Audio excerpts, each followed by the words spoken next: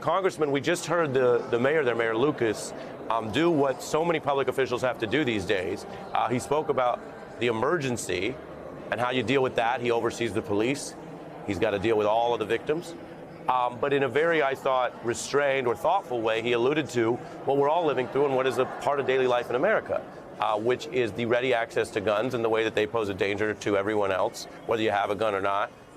You're in danger, whether you're at a parade or not. And he spoke about how the police, many of them that he, the mayor, credited bravely, ran towards the danger, but a danger that he said as a factual matter is greater because of the ready access to guns in America. Your response, and then Jamel. I mean, he's 100% right. And, you know, before Congress, I used to work on a lot of events, some of the biggest events in our country. And I can tell you for a fact that municipal governments, event planners, this is at the top of people's minds when they're planning an event.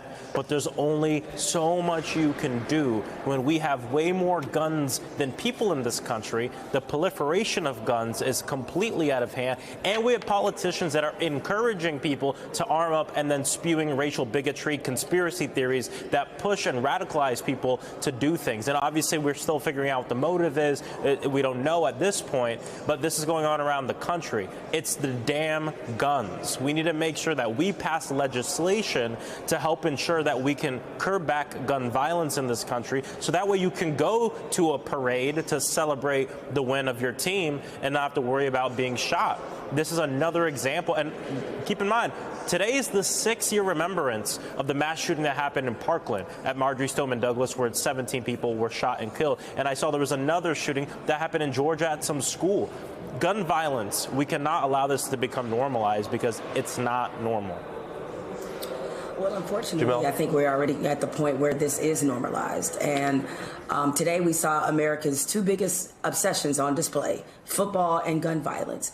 And if you hear the side of gun enthusiasts, they will tell you that the more people who are armed, the safer we are. Okay, well, Missouri is a state where there's virtually no limit on getting a gun. No background checks, no training, no red flag, no domestic violence gun laws, no limit on assault weapons, magazines, no waiting period. So everybody there can carry. We also had a situation where you had over 800 officers at a parade, and yet and still the outcome remains the same because the part we don't want to deal with remains the same, and that is the access to guns. And I guess I've given up a little bit of hope, and I thought that maybe we'll reach a bottom. Maybe we'll come to a point where we all agree, like, okay, enough is enough. And it's unfortunate because so many people have lost their lives up until this point.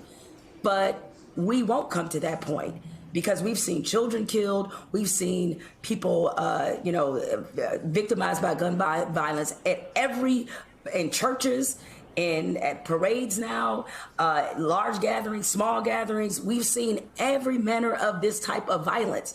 And yet we're clinging to this Red Dawn fantasy that is literally killing people by the day. It's the biggest epidemic we have going on in this country right now.